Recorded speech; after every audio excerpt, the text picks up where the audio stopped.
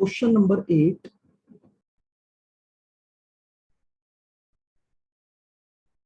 CNA जून 15। देखिएगा,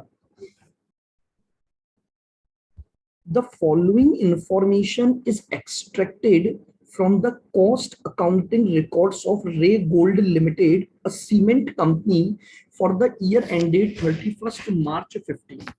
आपको 31 मार्च 15 का एक सीमेंट कंपनी का डेटा दिया हुआ है। प्रोडक्शन हुआ है 96,100 टन का। Norms for power consumption per ton of cement, 1 ton of cement बनाने में जो पावर कंजम्पशन होता है वो 15 किलोवाट का होता है। Total power generated oblique consumed from the electricity board grid, आपने इलेक्ट्रिसिटी बोर्ड से इतनी पावर लेकर उसे कंज्यूम किया है। Power from captive power plant, आपका खुद का जो पावर प्लांट है वहां से कंजम्पशन हुआ है। और from the wind mill feed into the excise board, wind mill से आपको इतनी पावर मिली है। तो 3 तरीके से आपकी पावर कंजम्पशन हुआ है। इलेक्ट्रिसिटी बोर्ड से मिला है, आपके खुद के पावर जनरेशन प्लांट से मिला है, और विंड मिल के द्वारा मिला है।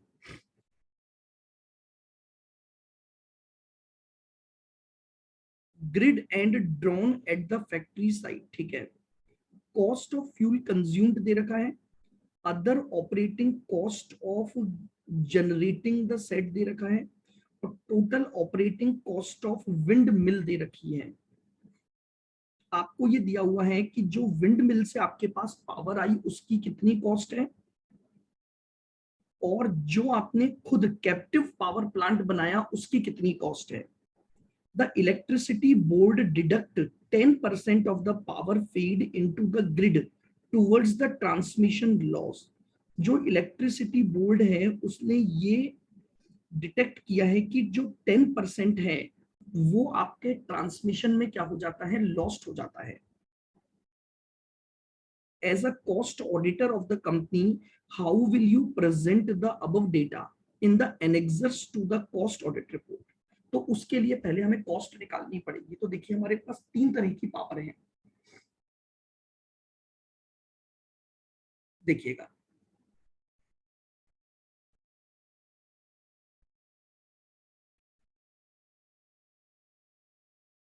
ये हमारी फैक्ट्री है।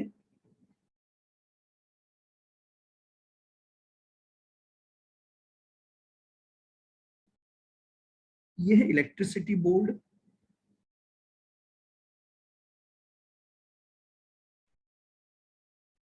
ये है हमारा पावर प्लांट, और ये है विंड मिल।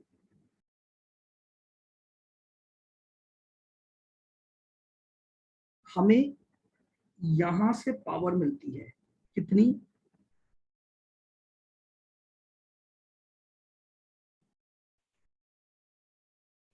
5,22,72,540 किलोवाट आवर्स की। हम खुद कितनी जनरेट करते हैं, ये लीजिए, हम खुद जनरेट करते हैं 627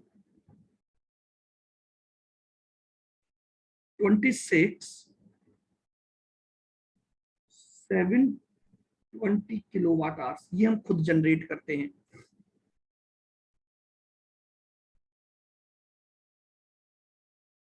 और विंड मिल के थ्रू हमारे पास आती है 470,44815,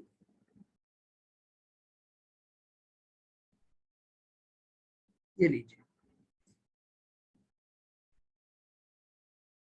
ठीक है। विंड मिल से जो आती है उसमें 10% ट्रांसमिशन लॉस हो जाता है इंटू 90%। निकाल लीजिए कितना बना, 470,44815 इंटू 90%, 423,40 334 किलोवाट। ये लीजिए, ये आपके पास। अब आपको जो कॉस्ट दे रखी है वो दो दे रखी है, खुद के जनरेशन की कॉस्ट और विंड मिल की कॉस्ट।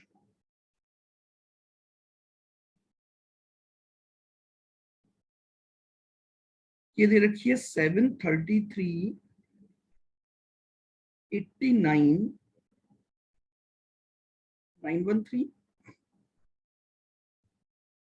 ये दे रखी है 1139,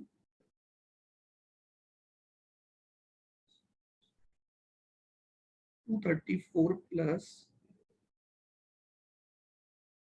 284, 81,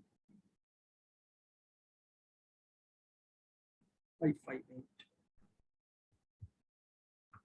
1139, 26, 234 plus 284, 81,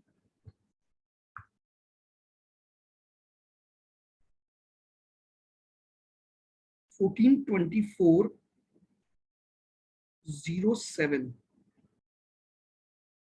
792।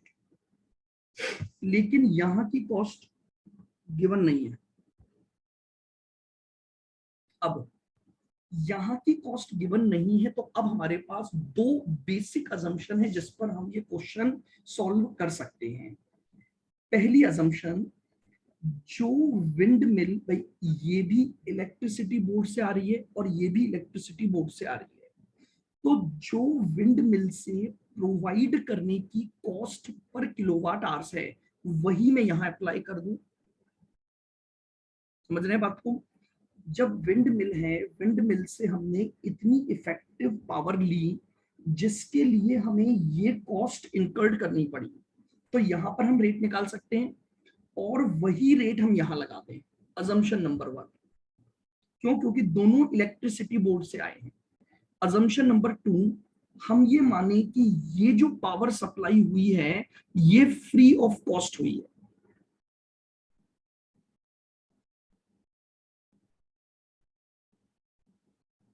ये फ्री ऑफ कॉस्ट हुई है, तो यानी हमारे पास assumption 1,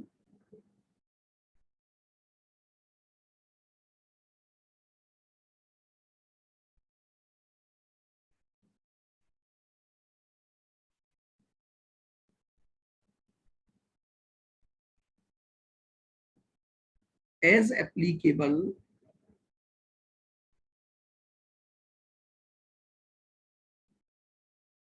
for windmill or alternative to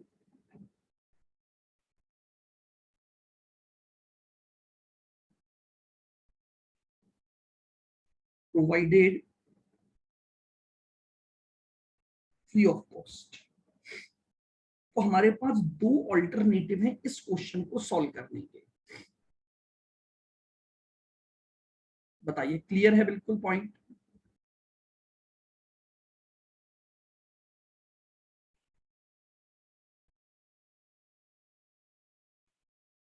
तो लीजिए,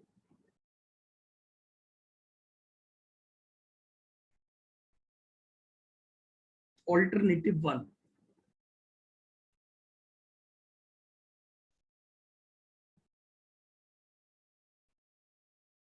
if power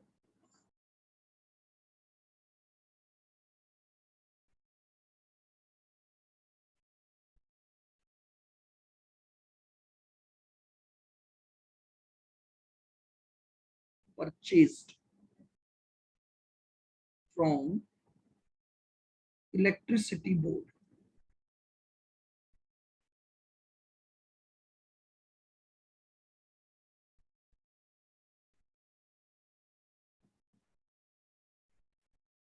at the same rate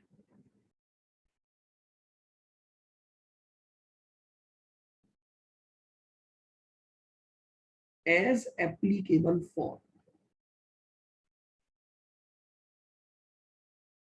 wind mill. अच्छा यार रेट निकाल देते हैं। तो देखो आपकी कॉस्ट थी 733,89,913 divided by 423,40,1.73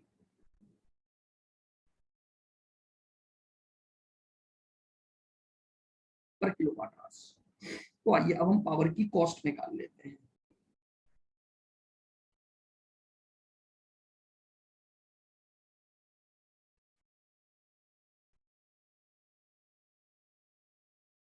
power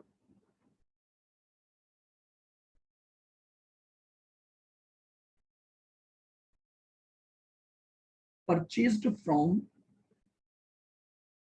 electricity board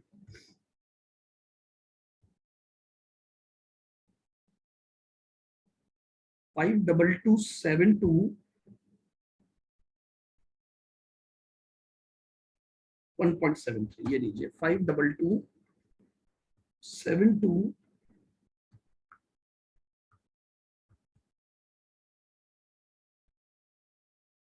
तो 9,04,31,494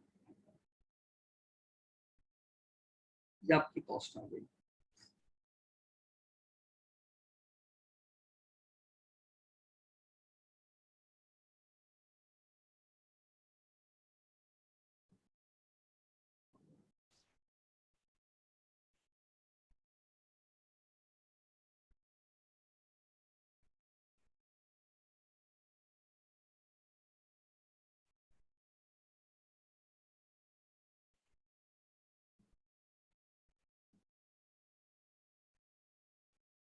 थ्रू प्लांट, जो प्लांट के थ्रू हमने जनरेटेड थ्रू प्लांट किया उसकी कॉस्ट थी 14,24,07,792। ये लीजिए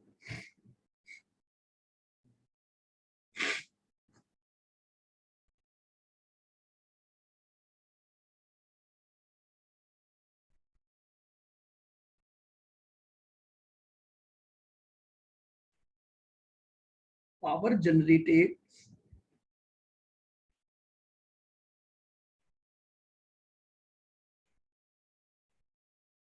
फ्रॉम विंड मिल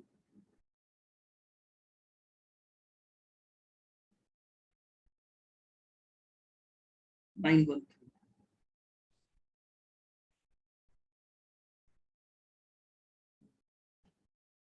ये आपकी आ जाएगी total cost of power generation. तो 9,04,31,494 प्लस 14,24,07,792 733।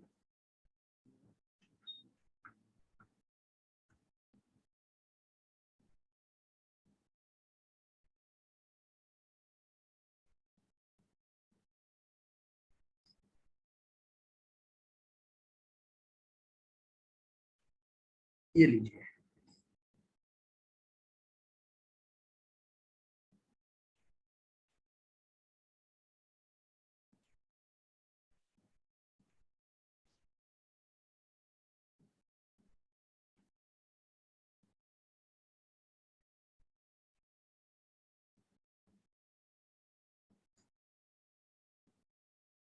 प्रोडक्शन ऑफ सीमेंट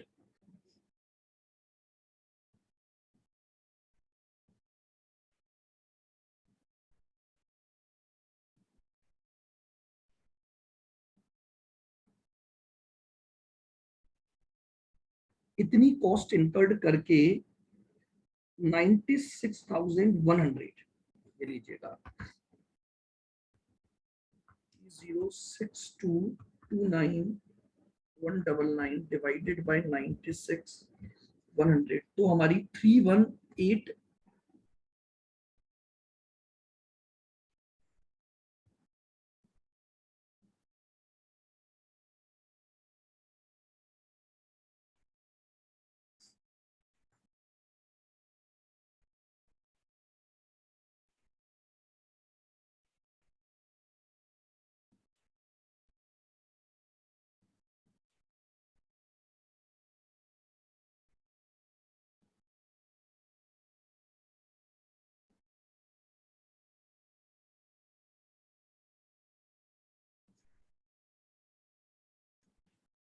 ये लीजिए,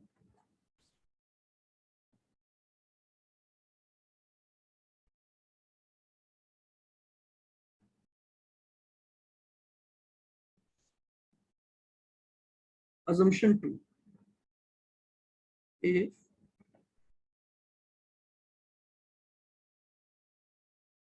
power from electricity board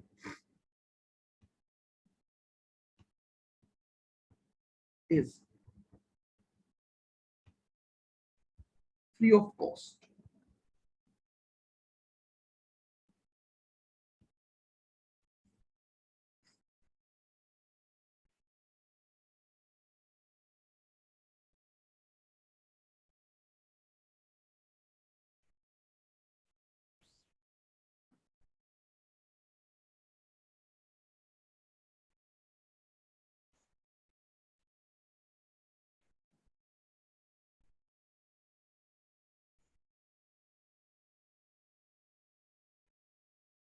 cost of power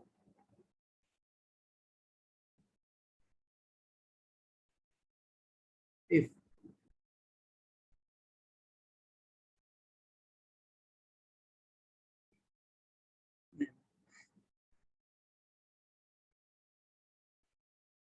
cost of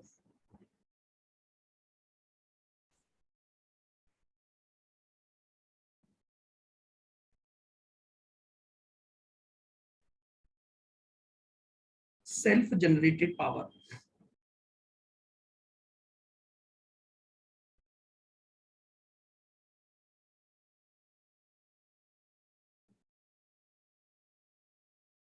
$792.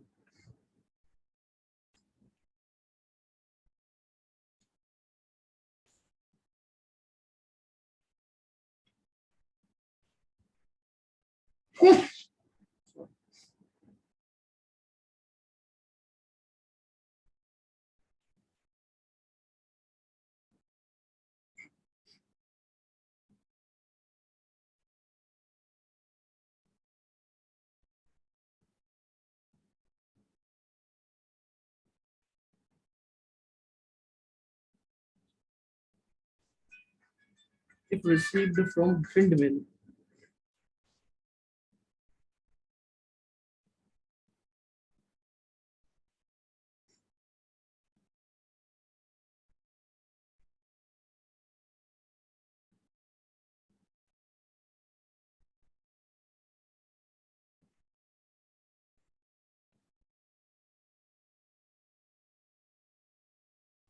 ये आपकी टोटल कॉस्ट आ गई 1,424,077,792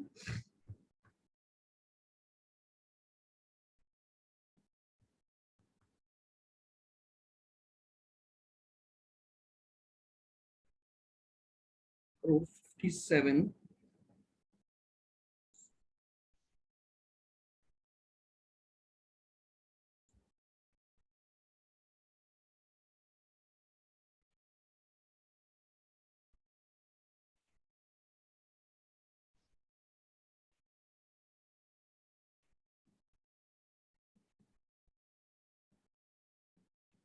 ठीक है। तो ये हमारे पास दो ऑल्टरनेटिव से आंसर था। ऑल्टरनेटिव 1 सेम रेट एप्लीकेबल करें और ऑल्टरनेटिव 2 जहां पर हम फ्री ऑफ कॉस्ट लेकर चलेंगे।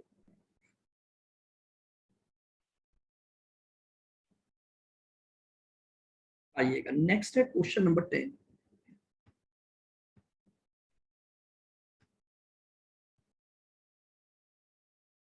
जून 15। देखिए इसने क्या बोला इस क्वेश्चन में, in a factory producing the industrial alcohol, biogas is generated from the waste wash. Along with the conventional fuel oil, the biogas is used as a fuel of generating the steam. The high pressure steam is first sent to the steam turbine and the exhaust steam is used in the process of manufacturing the alcohol। यानी क्या होता है, सबसे पहले आप steam generate करते हो through the boiler plant, फिर वो जो स्टीम जनरेट होती है वो हाई प्रेशर स्टीम सबसे पहले टरबाइन्स में भेज दी जाती है, और उस टरबाइन में से जो एग्जॉस्ट स्टीम है वो अल्कोहल में ट्रांसफर कर दी जाती है। अब इसने क्या बोला है, to calculate the cost of power generated, जो क्रेडिट लेनी है एग्जॉस्ट स्टीम की वो 90% of the cost of steam लेनी है। यानी जो बॉयलर ने स्टीम की कॉस्ट जनरेट की उसके 90% की कॉस्ट को कंसीडर करना है।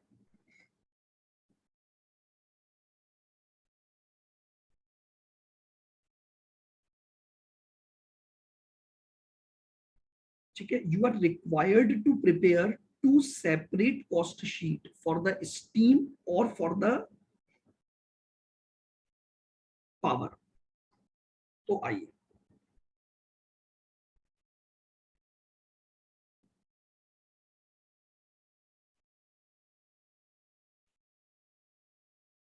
Cost sheet for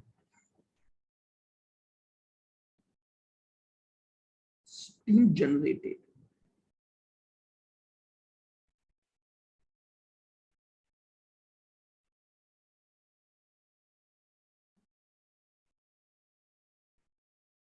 to boiler।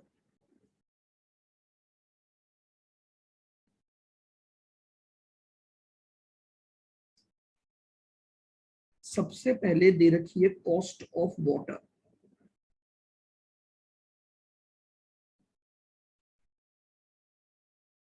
Cost of water 2096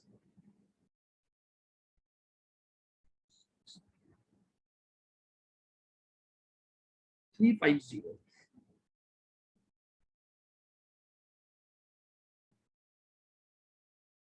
fuel oil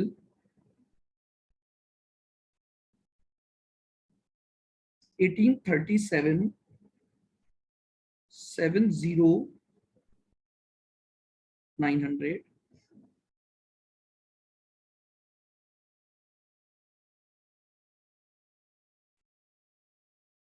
biogas plant expenses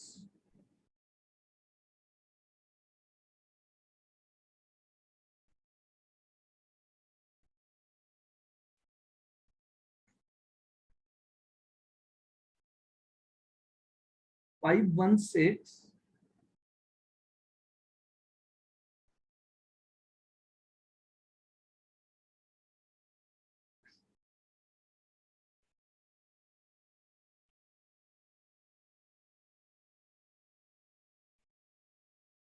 stores and chemicals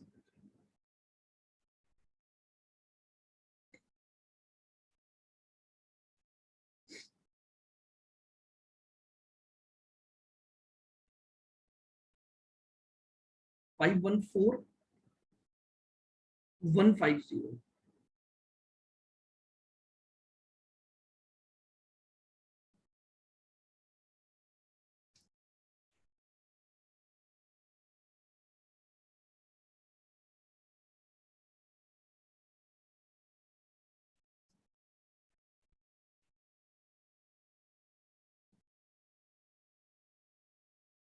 salaries and wages आपको दे रखी है 5916 500।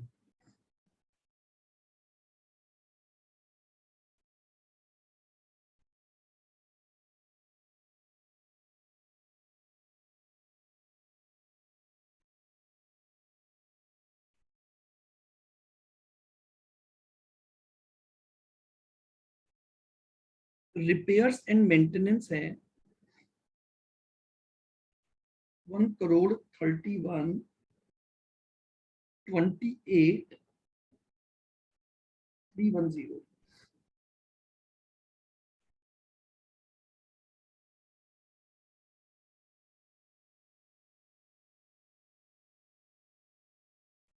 फिर डेप्रिसिएशन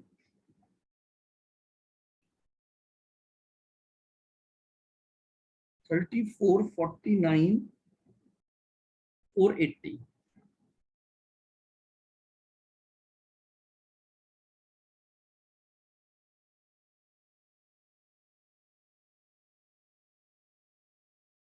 और अदर एक्सपेंसेस आपको दे रखे हैं 79, 87, 140।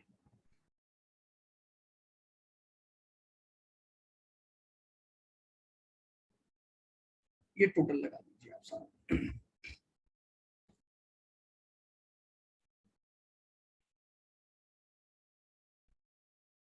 2096350 प्लस 1837 70900 51603260 514150 5916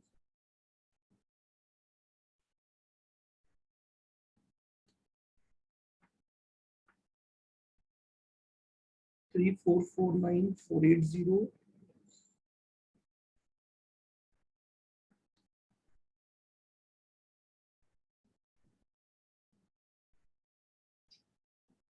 84।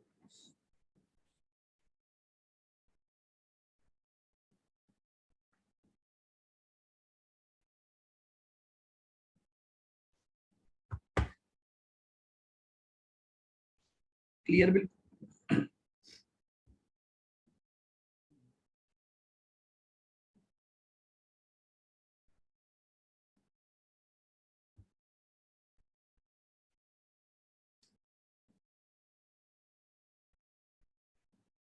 कॉस्ट ऑफ स्टीम की क्रेडिट मिलेगी। तो आइए अब हम सेकंड कॉस्ट शीट बना लेते हैं।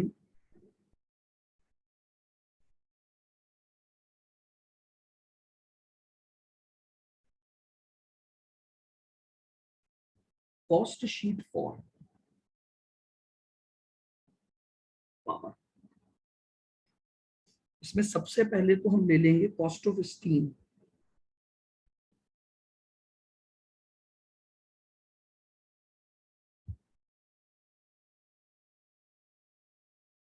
टू 684,66090।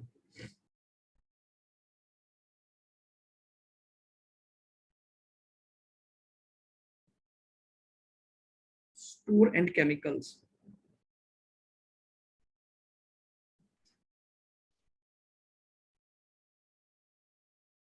स्टोर्स एंड केमिकल्स ये आ जाएगा 131,390।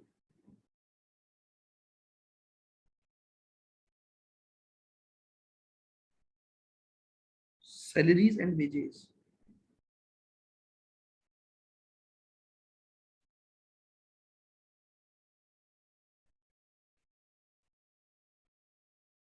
तो सैलरीज एंड वेजेस है 1465,650।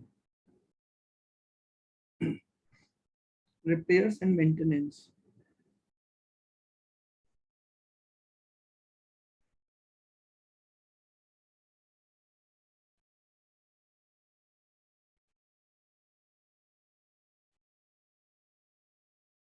तो रिपेयर्स एंड मेंटेनेंस है 515240।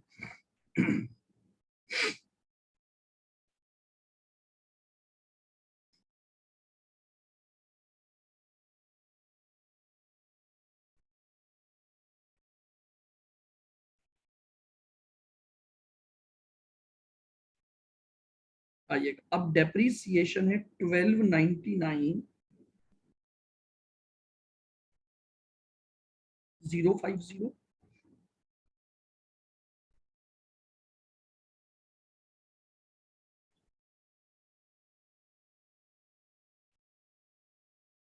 और अदर एक्सपेंसेस हैं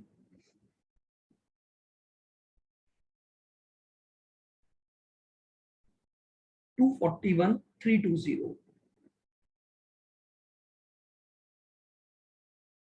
टोटल लगाइए एक बार। 2684,66090 plus 131,390 plus 1465,650 plus 515,240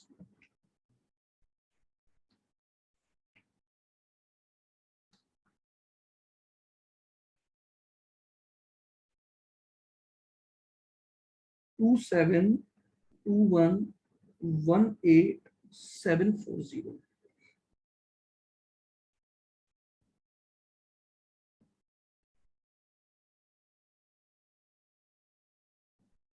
Credit for cost of steam at the rate 90%. 26 steam की कॉस्ट कितनी थी? 2684,66090 इंटू 90%.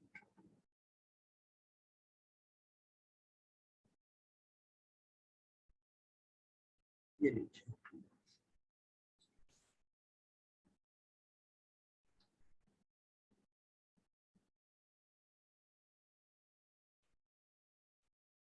थ्री जीरो फोर, ये आपका आंसर आ जाएगा. तो इसी तरह के बहुत सारे क्वेश्चन आए हुए हैं बॉयलर और टरबाइन के, जिसमें आपको दो डिफरेंट कॉस्ट शीट क्या करनी पड़ती है, प्रिपेयर करनी होती है.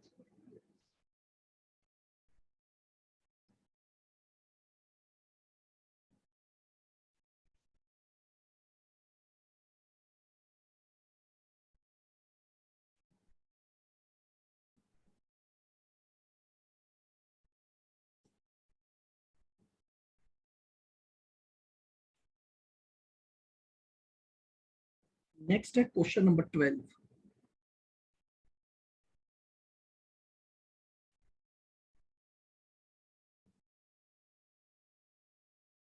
दिसंबर 18. देखिएगा क्या क्वेश्चन आया था ये वाला.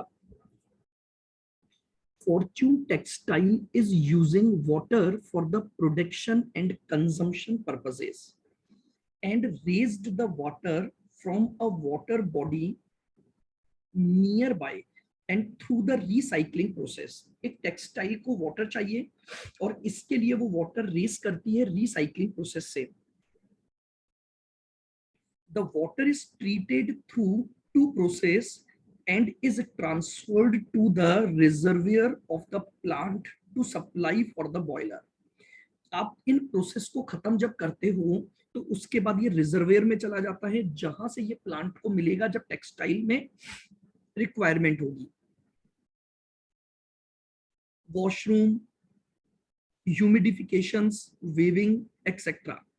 और इसी वाटर का एक पार्ट आप ट्रांसफर करते हो ह्यूमन कंजम्पशन के लिए. ह्यूमन कंजम्पशन मतलब आप खुद डोमेस्टिक पर्पस के लिए उसे यूज कर रहे हो in office, canteen, quarters through a branded purifier. The initial water collection cost inclusive of fees to the local authority is ₹1 per KL and the other cost including the process wastage are shown below. आपको cost of water transferred calculate करनी है from source to the plant and the domestic area. तो आइए सबसे पहले हम process 1 की rate निकालते हैं. सबसे पहला काम होगा प्रोसेस 1 में.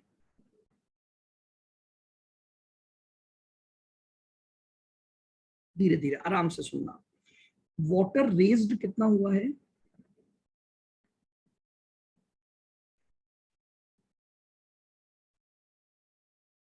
Water raised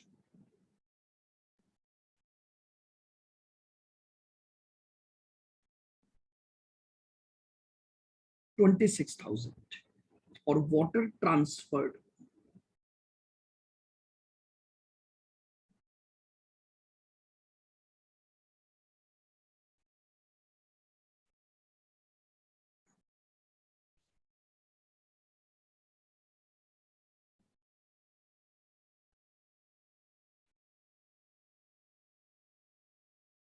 24,700. बाकी का नुकसान हो गया होगा.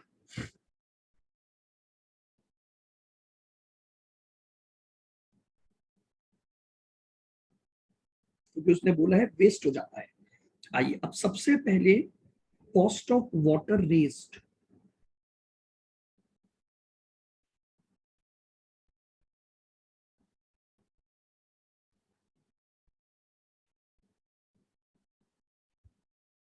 वाटर रेस्ड 1 रुपए दे रखी है, हमने टोटल वाटर रेस्ड किया है 26,000 KL, तो 26,000 इंटू 1 ये हमारी कॉस्ट हो जाएगी।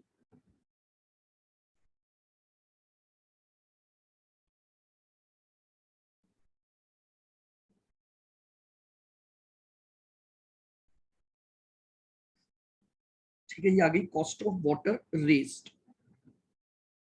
उसके बाद आपको इसकी प्रोसेसिंग कॉस्ट दे रखी है,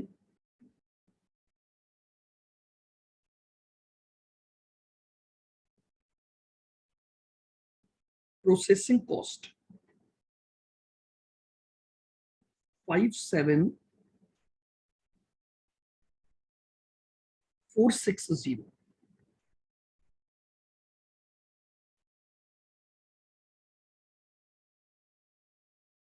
ये आपकी टोटल कॉस्ट आ गई। 26,000 plus 57,460, 83,460,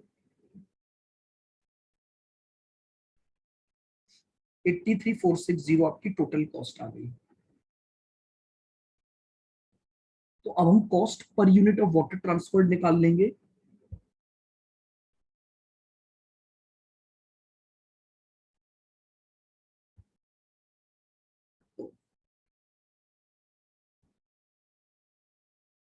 water transfer,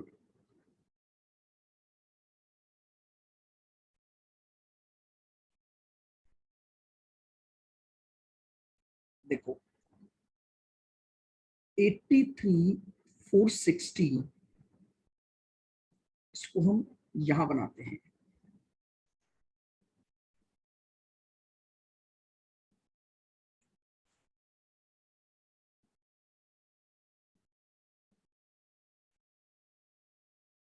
divided by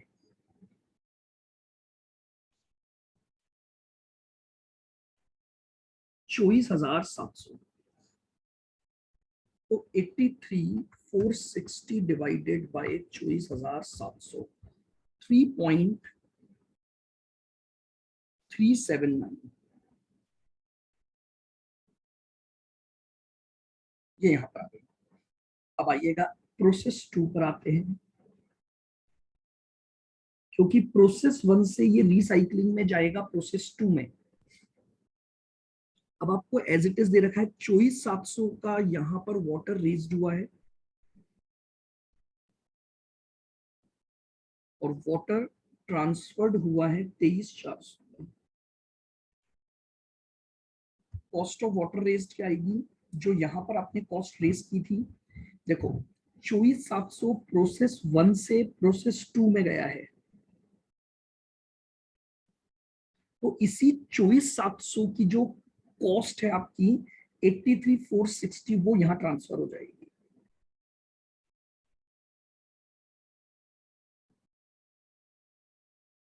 83,460, और खुद की प्रोसेसिंग कॉस्ट लगी है 39,700, 39,700 टोटल कॉस्ट निकाल लो। 83,460 प्लस 39,700, 123,160,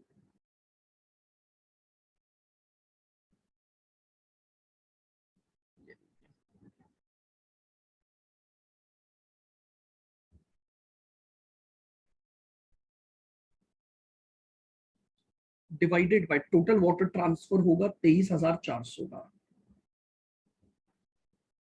डिवाइडेड बाय 23,400, तो रेट आ गई 5.263। ये लीजिए। अब हम गए डोमेस्टिक पे,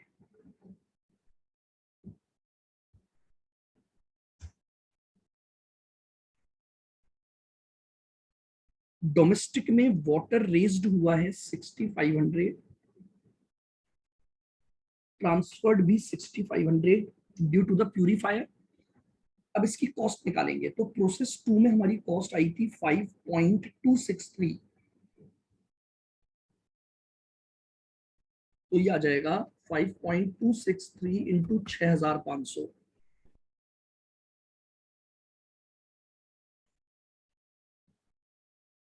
34,210 26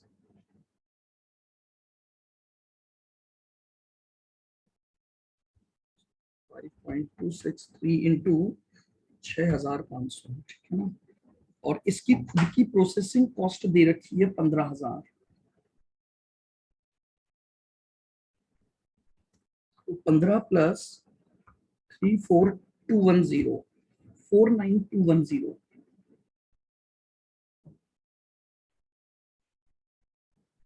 इसकी भी कॉस्ट निकाल लो। 49210 डिवाइडेड बाय 6500, 7.571। ये लीजिए, ये आपके पास प्रोसेस के द्वारा कॉस्ट आ गई, और डोमेस्टिक में जो आपका वाटर यूज हुआ उस वाटर की आपकी कॉस्ट कैलकुलेट हो गई। बताइए, क्लियर है?